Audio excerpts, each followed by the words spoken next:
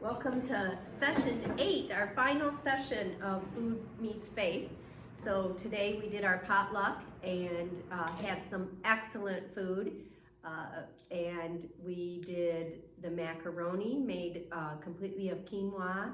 We did a veggie with chicken and feta cheese. And we did veggie mushrooms.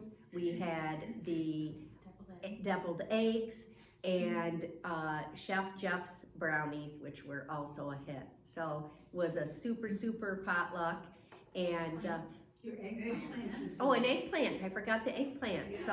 Yes. So those are all great recipes, potluck recipes that Isabel has shared.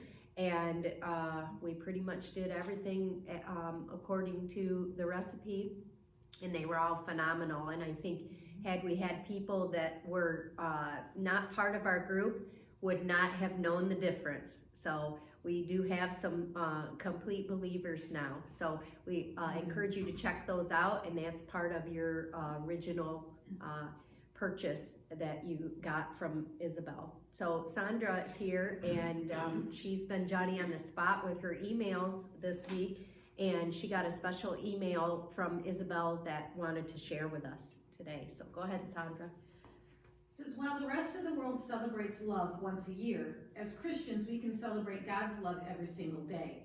You've probably attended a wedding at some point that quoted 1 Corinthians 13, 4 through 8. It is the group of verses that starts with love is patient, love is kind. It is a very popular verse used in wedding services and on days like Valentine's Day. But yesterday, as I sat in my children's homeschool group, one child was asked to read the first 3 verses that are actually not included.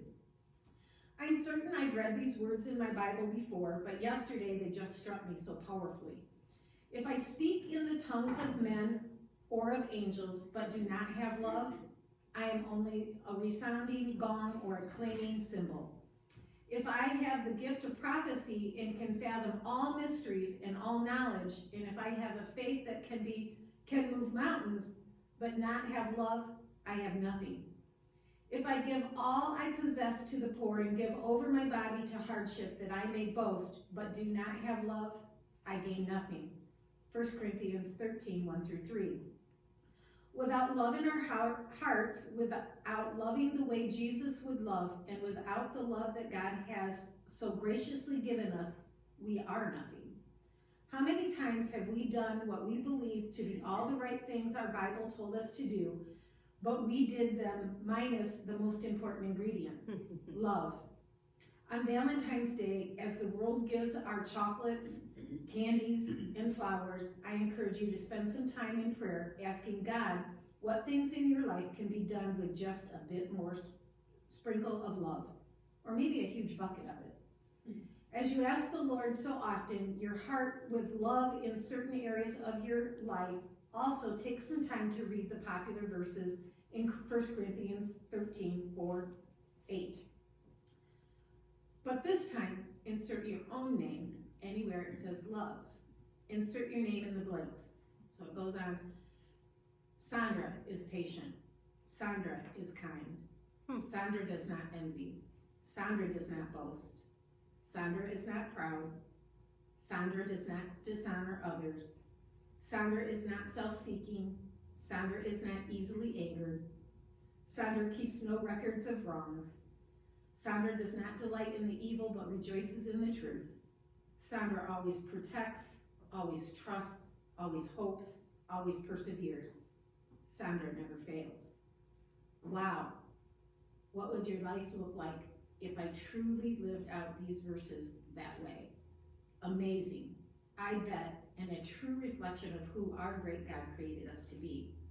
My friend, I am a work in progress, and so are you. But thankfully, we have God's love to see us through. Sending you lots of love today. Perfect. That's a super way to end. That is great words of wisdom. And I just, as I was reflecting this week about the ways that I personally have changed since doing this, it's just amazing when we let go and let God, what things we can, He can achieve through us. And I'm super grateful for all of you guys here and all of the people that have been faithfully watching over video, that you know, you took this leap of faith with me. Daryl and I talked for a long time about what to do, and I waffled, and when I let God lead me, you know, I know that my life will never be the same. So I'm super blessed to have found this program. I'm blessed that I had people that wanted to kind of follow me through with this, and that it actually works when we put God first. So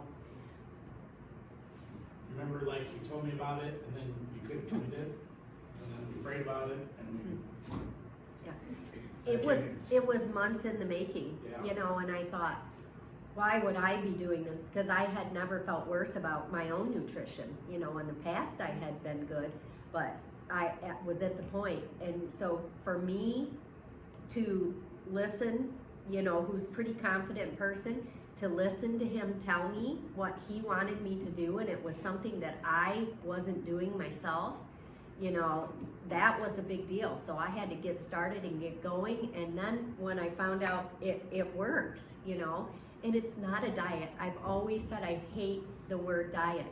It is a lifestyle change, and I feel so much more blessed by this eating regimen and just releasing those chains that the devil had on me in the form of sugar, that I can be more loving to others. I can be more patient and understanding for what people have gone through many times, many failures. And you know, we can't help but tack those failures onto ourselves and our own weaknesses.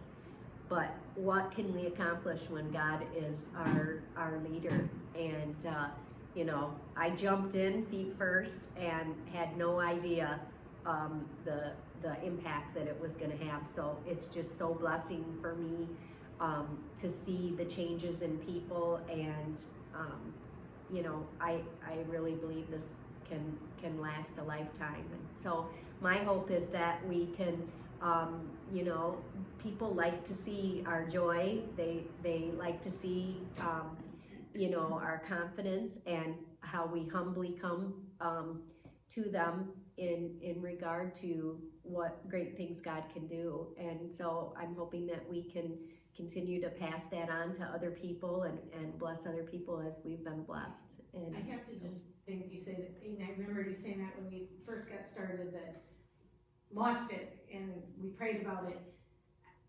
I have to think that God knew there were more people ready than just Sara at that time, and he gave it when the timing was right, in his due time. Right. The service this morning. So Yeah. I actually I have 2 hard copies of the book, or I had 2 hard copies of the book. I won't confess how I ended up there.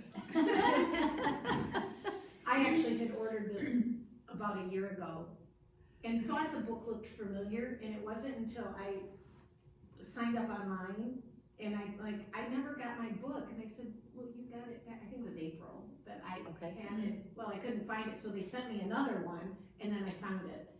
So I have shared it. I have an employee that drastically needs a hip replacement, but they won't do it until she loses some weight.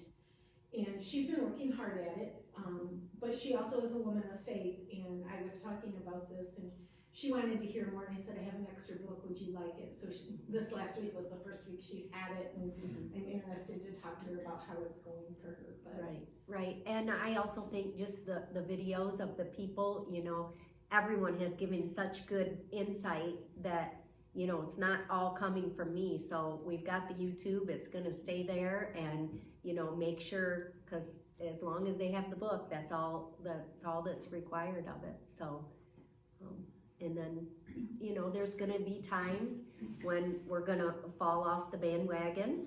But I think that we've learned that, you know, the best thing to do is to just get right back on and see it for what it is and get right back on. And there's so many ways we can enjoy things that are good for us. And before, you know, nothing was enjoyable to me. Even the stuff that I thought would be enjoyable, I never had the satisfaction in that. And, you know, false idols. This is the first sweet-ish thing that I've had since I started it.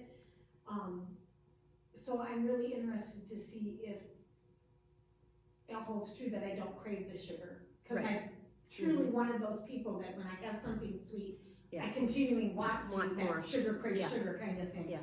And so I'd be interested to see how this does How it down the road. Effects, yeah. And I haven't had that issue at all. I've been around it.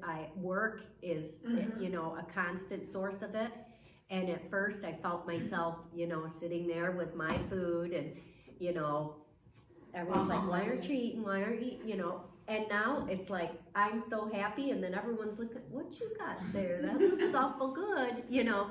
So I just don't see it changing.